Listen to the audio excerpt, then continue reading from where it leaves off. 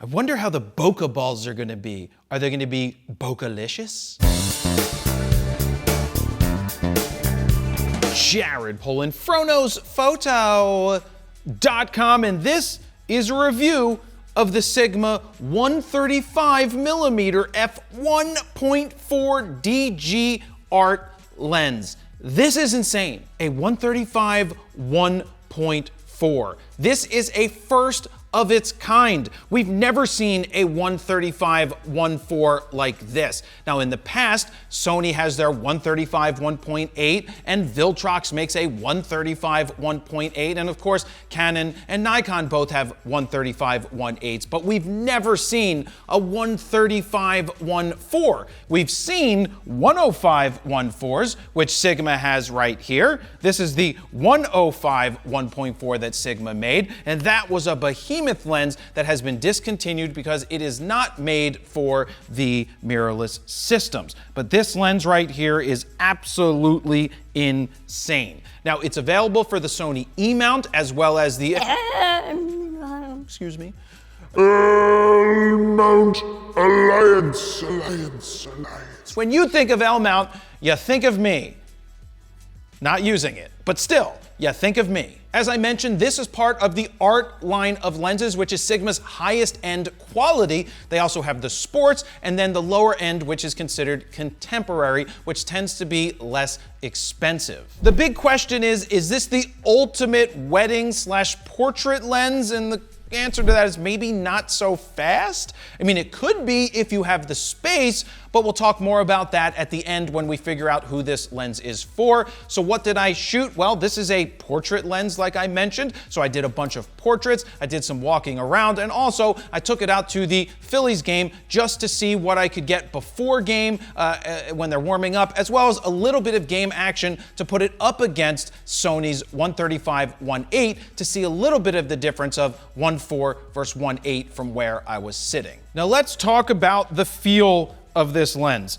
It is chody and it is pretty hefty. Now, because of the heft to it, it weighs in at 3.13 pounds or 1,420 grams. Sigma included a lens collar, which, doesn't that just look weird to you? Such a small, squat lens, but it has a lens collar. I think the only reason you would ever use the lens collar is if you were gonna shoot video with this lens. This isn't the type of lens where you're gonna put it on a tripod and shoot portraits unless you can't hold something this heavy. Of course, there's always a caveat for that. But what I did, since I don't like using this, and by the way, it has the Arca Swiss plate already built in on the end, I take it right off. So, like this, it comes right off, you put it back in the box for when you sell it or trade it in, and you never use it again. I don't personally do that. Now it has these metal things that stick out right here. That's for the lens collar. It does come with a rubber ring that covers that. I don't have the rubber ring right now, but that didn't affect any of my shooting.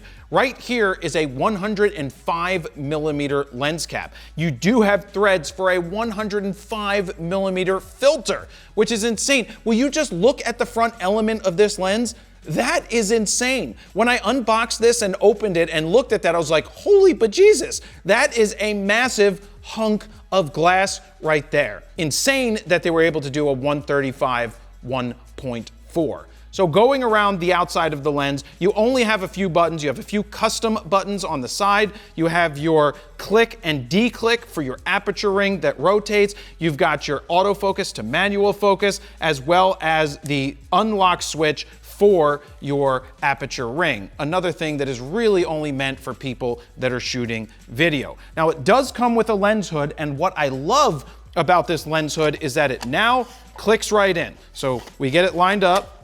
Look at this. Click, boom.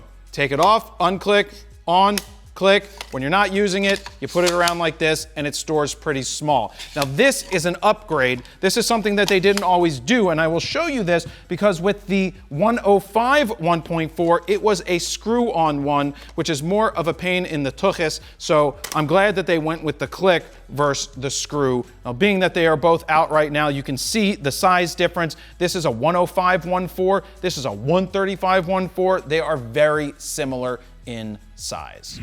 Let me jump in here real quick because I want to show you our custom Lightroom presets in action on this photo taken with the new 135-1.4. Let's start with some Blue's Clues. We've got Brooklyn, C41, Copper Tone, Kaleidoscope, Saltwater Taffy, Thick, and Wet Hot American Summer. But let's rewind to FroPack 3 and show you some of those. We've got Fifth Element, Almost Famous is awesome, Canadian Tuxedo, Eckert looks fantastic, King Contrast. You've got Mentos and Mount Airy. Those are amazing for portraits. And let's finish off with some Zoolander. But also, new and exclusive to FroPack 4 only are 4 adaptive Lightroom presets called Face Enhance, Full Body Skin Enhance, Eyes Only Enhance, and Background Blur. So look, if you want to speed up your raw workflow, give yourself a great starting point. As you can see, our presets actually work. That's why we created 14 all-new custom Lightroom presets in FroPack 4 that you can check out right now at froknowsphoto.com/FroPack4. While you're over there, you can play with the sliders to see the befores and the afters. And if you decide to pick them up right now, they are currently on sale. Or if you want to save even more and get all of our custom Lightroom presets, you can get FroPack 1, 2, 3, and 4 and save even more. Now, let's get back to the video. Now, in terms of size, here's the difference between the 135-1.4 and the Viltrox and Sony 135-1.8. Those are very similar in size, but you can see that the 135-1.4 is larger than those other two lenses right there. Now, when it comes to separating the background, is there a big difference with the 2/3 of a stop between 1.4 and 1.8? Well, in the photo of Kyle Schwarber, where I'm not perfectly up close and personal with him, you can see there is a difference in the background between 1.4 and 1.8. It is there. Now, you would see larger bokeh balls if I got closer to my subject. The out of focus area would be more prevalent, but there is absolutely a difference between 1.4 and 1.8. Now, Sigma says that this creates the largest bokeh that they've seen, that it's on par with the 200 f2, which would probably lead some people to say that this is now the bokeh master. It doesn't have the same ring as L-Mount Alliance, but it does produce some massive bokeh. Now, speaking of bokeh, you have 13 aperture blades in this one, and the other 135-1.8s all have 11. But what is interesting is how good the autofocus is in this lens. The reason is they have 2 HLA motors in them. The reason for that is the glass is so large and so heavy that they move them independently. That's why they have 2. And the autofocus is lightning and blazing quick, as you would expect with a lens like this. As I mentioned, this is a tremendous portrait lens if you have the space. For example, photographing the kid outside on the playground, he is so isolated and separated from the background that it's incredible. The smoothness and creaminess and butterness of the background is awesome. It just dissipates and blows away, but you still know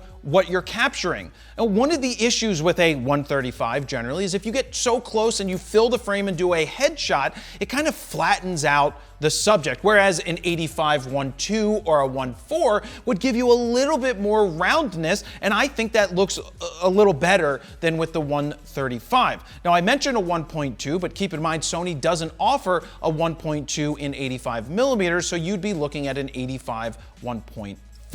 But for portraits where you have the space and you have the time and you can back up and you can separate the subject. Oh my God, this is just way too tight. That's the problem with the 135. You can get some fantastic results. So maybe it's for a wedding where the bride is walking down the aisle, but you have to ask yourself, do I want to be limited to a fixed focal length, or do I want to maybe consider something like a 50-150, which is more expensive, but you have the ability to move around? The one thing that is important to talk about today is 1.4 back in the day for lenses was more about light gathering capability. Today it's less about the light gathering capability because we can bump that ISO up higher and higher than we ever could before and still get great quality, but it's more about the background separation that you are getting, and this is absolutely obliterating the background. Let me jump in here real quick and let you know that this video is brought to you by Squarespace. If you're looking to build your very own online portfolio, use what I've been using for my personal site at jaredpolin.com for well over 10 years because it's simple, easy, affordable, and I don't need to know any coding, and now I can use a web store and make money off my website because it's super easy to do. To get your 14-day free trial, head on over to squarespace.com/FronosPhoto. If you decide that it's for you, use the code FronosPhoto at checkout to get 10% off your first order. Now, let's get back to the video. Now, I know I'm talking about having a lot of space, but what happens when you get close to your subject? What is the close focusing that you can do? Well, this is how close I could get on this bag of balls. I like baseballs, they're cool. And this one right here, you can see that it says Major League Baseball, official Major League Baseball. And I guess you have Rob Manfred and you've got the logo right there on the ball. And I tried to get as close as I could where it couldn't take the photo, then backed up just a little bit. The minimum close focusing distance is 3.6 feet or 1.1 meters. With the Sony, it's 2.3 feet, so you can get closer with the Sony version than you can with this Sigma. Now, before the Phillies take the field for the start of the game, they come out of the clubhouse, they walk down the dugout, and then they sit down at the bench. Now, Bryce Harper sat close to the end of the bench, and I filled the frame head to toe with him, and it locked perfectly on his eye. And you can see from how the players are sitting at different intervals how the background blur happens as they get further away from the main subject. It is smooth, it is nice, it's creamy, it is a beautiful, beautiful background, and you are getting fantastic images out of this lens, and that is to be expected with something of this quality. So how much is this lens? Well, it comes in at $2,000, which is a couple of $100 less than the Sony 135 1.8. Now, mind you, this is a pretty old lens at this point. It's been out for quite a while, and I would think that Sony might want to replace it. Also, because Sony came out with their 50 to 150 f2, a lot of photographers decided to dump their 135 1.8s, and now might be a good time to pick up a used or refurbished 135 1.8 from Sony. Now, I think that a 50 to 150 range, that's an f2, might be a better option for those people that are running and gunning, or maybe shooting sports and shoot weddings and doing portraits. It's not so much about that aperture, like I said. But that lens comes in at $3,900. It's a lot more expensive, but there's more versatility there. You have to ask yourself, is it worth $2,000 to have a fixed 135 1.4? If you're someone who says yes, and those portraits are something that you absolutely love and you want the best of the best with Honor Sir, because nothing else exists at the time of recording this, then this might be the right choice for you. Now, if you do want a 135, but you can't afford this, you do have a $900 Viltrox version, which is a nice option to go with. You're not gonna get the same focusing speed, you're not gonna get the same background blur, but it's gonna be pretty damn good for only $900. Let me jump in here real quick and ask you, are you having trouble getting crisp and sharp images in low light situations? Well, if you said yes, I want to send you a free guide to capturing motion in low light situations. Just look for this orange box over on FronosPhoto.com, put your name, email address in it, hit send it. I'm going to send you that guide for free. Now, let's get back to the video. Now, one other Sony lens to consider is their 85 1.4, which is right around $2,000 as well. Now, if I had to choose what I was buying, I'd probably end up going with the Sigma over the 85, but if it was an 85 1.2, I think it would be a much easier decision, except for the fact Sony doesn't make that, and if they did, it would be a lot more expensive. But before we wrap this up, we have two very important tests. We've got the sniff test and the wind tunnel test. We are going to start with the wind tunnel test. Let's huff and puff and blow this lens. Passed with flying colors. What an amazing job. Now, let's give it a sniffy sniff. Oh, okay. All right. It smells like Cherry Rita's water ice. Wow, that is a sweet, sweet smell. So it passes the sniff test. So at the end of the day, you need to decide what is right for you. If this is the end all and be all for you, you can't go wrong with the Sigma lens right here. It is fantastic focusing, beautiful creamy background, tight focus, just a really, really nice option. It's heavy, And you have to decide if that's right for you, or do you want the versatility of a zoom lens? What do you guys think? Let me know down below what you would spend your $2,000 to $4,000 on if you had to make a decision right now. Thank you very much for watching. Jared Polin, FroKnowsPhoto.com. See ya.